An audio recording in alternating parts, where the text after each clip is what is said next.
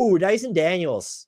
This is looking pretty good. I will say, but like we always knew that he could be this shutdown defender. I think he's done offensively and they've used him kind of in those like point guard situations. We saw that a little bit in New Orleans. The biggest difference I see from him is that he is more physical, better at finishing through contact. His takeoff points aren't as bailouty sometimes. Like we always knew he kind of had that floater, but like he is coming at it from different angles now and just seems more confident. He's also not settling for the like he will go and try and finish at the basket more. And I think that is big time for the Hawks. And I also think, we just mentioned with the Blazers, the benefit of spacing, Grant, like Atlanta does have a better spatial structure than he was working with in a lot of his New Orleans lineups. Now, do I expect him to shoot 60+% on floaters forever? No. And that's why I think the grade right now is good. The theory of what it does for the Hawks moving forward, where it's, oh, like you have him and Zachary Reed. Like we're dealing with some 2 perimeter building blocks now. Jalen Johnson's there. Yeah. We still have Trae Young. Like there's a lot of stuff you could do. I still don't know how he's best deployed on offense, because if you want to use him in higher volume alongside Trae Young, the progression of Trae Young doing more away from the ball, which Quinn Snyder says has been a focus, that will need to continue and exponentially, because the alternative would be, well, Dyson Daniels is going to become a threat as a jump shooter. And like even now he looks a little bit more comfortable getting them off. I haven't seen anything that makes me think defenses are close to caring. No, the offense, even though this has been by far his best offensive season, both in terms of like volume and just how it looks, I do, that is what everyone's focused on. Like he's shooting him, he looks more confident. And then it's like, well, he's also just not making anything. I don't know what the offense is going to look like. It's just the way that he moves around and the way that he tries to score. It's just like, that doesn't seem comfortable. That's like just not what he's out there to do, even though the results have been better. He's averaging just under 15 a game. I went really high on this grade because I think this guy, if he's not already, is just going to be in the conversation for years as like, he's just the best perimeter defender in the NBA. Like the numbers are insane. The deflections, the steal, like he's probably not going to do it, but like he really might finish with like a top 5 like total steals season in NBA history. Like there's some insane numbers, like over 300 steals is the all-time record. Like you just can't get, unless you have a very friendly home scorer, you just like can't get there, I don't think, in the modern era. But he's leading the league at over 3 per game. And the deflections are unbelievable. If you watch a game of him, they just played the Warriors and he was on Steph Curry, and I've never seen anyone make it look harder for Steph to get open and couldn't do anything with the ball, like in a straight one-on-one matchup. It's just like he is so smothering. The reach from behind, like poke away steals. Like I've never seen anyone get away with doing that as often as he does. Like it's a real weapon. Like you beat Dyson Daniels and it's like a Chuck Norris thing. It's like if you can see him, what's the joke? Like if you can see Chuck Norris, he can see you, and if you can't see him, you're seconds from death. It's like if you've gotten around Dyson Daniels, you're still fucked. Like he's just gonna poke it away. Like you don't ever actually beat him. So he's an A- for me. You got the same grade. I just like anytime you have someone that might be the best at a thing, which in this case is perimeter defense, which is super valuable. It's got to be an A range grade. And that's acknowledging the offense, I think, is a little suspect. Right. And this grade could go down then, because if you have that guy, but he becomes such a like ultra specific fit that it becomes difficult to build around him or put him in a larger context. I will say, and again, he was just used in New Orleans different. His role was smaller. I think Atlanta, he's not fair good in these situations, but like using him as the screener more, like I really think he's strong and he's big. So I really feel like that could be sort of a future for him where, hey, if you can use him as a primary ball handler or a screener and he just never has the jump shot, that ends up being like a super positive player. You can use him like Draymond if you want. Like he's just up there doing handoffs and stuff, and he's 6'8" and can guard 4 positions pretty he's so good on defense that you just like, you got to find a way to just like whatever his offensive role ultimately looks like, you've got to keep him on the floor. And it's the fact that even if you think you would have preferred the Hawks to prioritize picks, the fact that they could have, I'm not saying he's going to be a star, but you could look at them and say like, they might have 4 building block type players. Daniels is one of them. You didn't view him in that vein when you acquired him. No.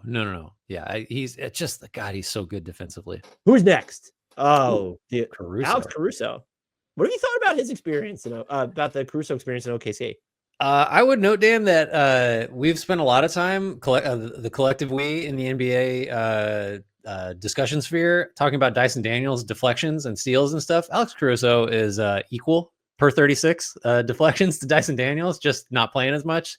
So that's where you start with him. He is as disruptive and as much of a problem defensively as he has ever been. He just is super physical, super strong, can guard every position. B-ball index has a defensive versatility stat. He's number 1 in the league, which is just like the split in percentage of minutes spent guarding all 5 positions. His is the most even. So he's just kind of, it's not just like, oh, he's at the point of attack and making life really shitty for, opposing point guards or whoever happens to be handling the ball. He's kind of everywhere. Now, some of that's a symptom of OKC's defense that doesn't play bigs until Hartenstein came back. I was just saying, how many of OKC's non-bigs are in? Probably pretty high. Yeah. But so that's just to say. Well, wait, can I interject one more time? Please. Do you know who's just the player he has set? So the player he has defended for the largest portion of time so far this season is Keldon Johnson. Do you want to know who's number 2? It's just hysterical. Is it Wembanyama? It's Zubats. And so it's like that's so, and like Zach Collins and DeAndre Ayton are both in the top 8 there, and Nikola Jokic is there too. That's just so ridiculous. I'm sorry, I found that hysterical. That's I mean, he is who we thought he was on defense. He is one of, full stop, the best defensive players in the NBA. He's giving them jack shit offensively as a scorer, which is again, like, who cares? What about the other night against the well, by the way, the Thunder, if they could do the thing where they like care before crunch time, which they've gotten in this weird habit where we're just gonna come from. But the other night he went off, didn't he? Who are they playing? That's not a game I saw. I just know the overall numbers are like he can't make a shot. You probably shouldn't trust our takeaways when I'm watching that game and can't remember who they were playing. Portland. They had to like come back and like storm past Portland, and he was 8 of 11 from the floor. Okay, please, boy, that must have bumped the numbers up. So he's a little like DeRozan, where it's like, yeah, that's about right. That's what you thought you were going to get, and he's doing exactly that. And all the pluses are there, and all the. I mean, really, if anything, if he could get back to like last year's level of shooting, it's always tough with him because the samples tend to be small. But if he can be like a positive offensive player to any extent, like he's just this would just be an A+. As it is, like it's still a very strong grade for me. Yeah, we ended up similar. I went B, you went B-. The offensive shooting splits are bad. I think some people might downgrade him to say like, well, why isn't he higher volume, or why can't he do like more of the ball? Like, this is not what he is supposed to do. So I think the 3-point shot will fall, but they have one of the best defenses in NBA history, despite having one center available for the vast majority, or to no center available for the vast majority of. And I also think it looks even better, because we're about to move on, when you consider what they gave up to get Alex Caruso, which is Josh Giddey in Chicago, Grant. I mean, do you want to take the lead on this one? I based on the spreadsheet here, you've got a slightly stronger feeling than I do. It says a lot to me that people are extolling Josh Giddey for acknowledging how bad he's been on the defensive end. Like, if that's the bright, like, yeah, Josh Giddey's really self-aware at how much he sucks on defense. Like, that's awesome. So what is okay, he's been shooting the ball fairly well, but he still can't finish at the rim. He's not going to generate like advantages. And if he's not going all the way to the rim, like, he's not, like, teams aren't going to care if he gets to the floater or the mid range. Defensively, he's just stiff. He's unathletic. He can be a good rebounder, but awesome. Like that. I don't understand. And now you've run yourself, and this isn't, I don't even mean to slam over Josh Giddey specifically. The fact that he's acknowledged how bad he is on defense is cool, but like, if that's what we're latching on to the silver lining of this dude gets it. Awesome. Yeah, he gets an A for self-awareness, I guess. Maybe he gets an A. Well, I don't know if you should. Well, that's general awareness, maybe lower. Self-awareness. Lifestyle awareness is probably a little bit lower. So you're the Bulls now. You've now run the danger of here's the two options. Josh Giddey continues playing like this, where he's going to have some numbers, and you have to pay him a bunch in restricted free agency, and now you've paid Josh Giddey a bunch in restricted free agency to do what? Or do you just let him walk? Or does he end up somewhere else? In which case you gave up your best asset that at one point we know you could have gotten multiple first round picks for. And then this was just a wash. Give me, why isn't this an F trade or F edition right now, Grant? So not to say my grade's high, but I think the positives are the 3-point percentage has climbed yet again for a fourth straight year. He's at 35.6%. So we're just trying to mine some slight positives out of this. And honestly, like I didn't go all the way to a failing grade because this is who he is. This is what you like. Again, I'm maybe too anchored to this idea of like expectation versus reality being like a basis for the grade. Like we expected Josh Giddey to suck, like especially on defense, because that's what he's been and that's what's happened. So like I don't know. I guess I'm just my level of surprise is beyond it is extremely low.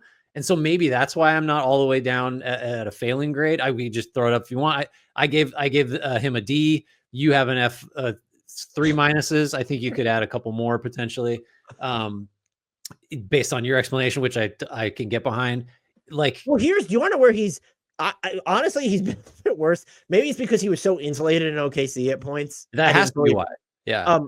But he's shooting worse at the rim than I even would have expected. Like Giannis shoots a better percentage at the free throw line than Josh Giddey shoots at the rim. That's a problem. The athleticism is just like it's not enough. It just really is jumping out. The touch, like from the in between range, is not there. Yeah. So he's failed to me even by that. Like he's failed to even meet what I thought were the baseline expectations for him, where it's all right. We know he's going to shoot like 58 or 60% at the rim, but it's, oh no, he's at like 49, 50. And there's no really like mid-range threat from which to speak. And it's, oh, okay, cool. Like his 3-point clip is fine, but it's bad. To his credit, he is driving the tank properly. Like they are working both ends of the floor. And by the way, wouldn't the expectation be that they could at least be as good or better with him on offense when he's in the game? And they have not been. Like their offense has just been better with him off the court so far. And the defense just falls off a cliff. Like that's the other, like it's hard for I guess he's a guard, although like, I don't know. Yeah, we'll call him a guard. It's hard for a guard to match. Although the guys he has to guard are typically not guards. Like he's just has to guard wing. Mort Jensen from the NBA podcast, who anyone who listens to this podcast knows we just recorded with, I said like he just wrote a piece about it. He's a power forward. And it's time to kind of realize that, but is he good enough? Like for what he needs to do on offense too? Like if you winnow down his offensive role to more of a power forward role, like it's how do you build your team in the vein of, all right, this guy's a power forward, but we also need him to have the ball on the offensive end. I mean, you evoke the Ben Simmons comparison, which should make nobody comfortable, basically. He should aspire to be Ben Simmons at this point. Just the last thing here, like you touched on it. When the best case scenario potentially is hoping he leaves for nothing, man, that's brutal. Like just as an overall like asset management thing for the Bulls, like that. That's feeling kind of real at this point. So you think Bulls fans should just be hoping that they let him walk, is what you're saying? If the alternative, well, then you have to bring up the like, well, who's going to drive the market up in restricted free agency? Like, I don't know that team is out there. So maybe you bring him back at like a pay rate that is like in line with what he's giving you. I don't know what that number is, but it might be at the point where it's like you'd rather just have the space than have to pay him, because if you have to pay him like a starter, not even a positive, like a plus starter, that might be too much, and like that's just not a good outcome, because you can't turn around and trade him for positive value if you have him at like 20 a year, which I don't think is going to be enough, based on, I don't know, preseason expectations. We should move on. This is a sad story.